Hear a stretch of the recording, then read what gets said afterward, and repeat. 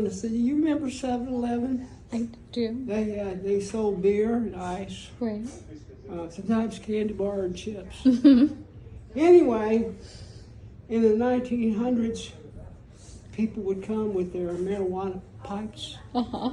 and sometimes they had water in them. Okay.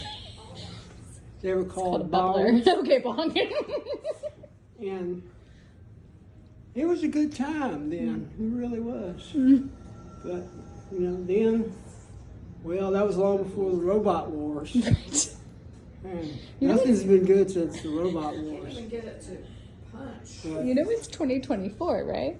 You're talking about the 1900s. yeah, 1900s. Okay. Yeah.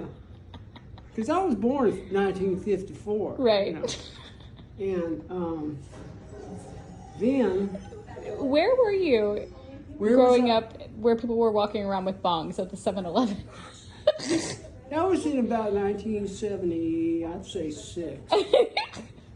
And I didn't have this accent I'm curious about the accent. because I decided once I became a storyteller, people listen to my stories a whole lot more if I had this accent. True. Because my native accent is more like Tony Soprano. Was that a Tony Soprano impression? It's Tony Soprano. Tony Soprano. But anyway, it was good in them days.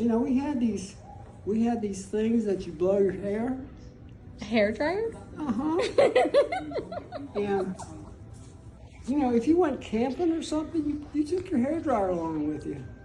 Because you never know what you would need. I don't know what you're going to plug it into.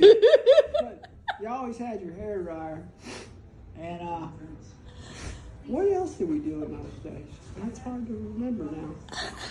We had blue jeans. Everywhere we had blue jeans. Levi's. And guys had beards. Mm-hmm. And always. Right. Well, now we don't have guys. Oh. Yeah. Is that- Gender's a social construct, Dad. Did that Y chromosome finally give up? It's finally. Oh, yeah. I knew he was going to do that. There's probably some guy somewhere with a Y chromosome. Hiding. Well, no, he's very popular. Them women want them chromosomes because they can have them babies. But anyway,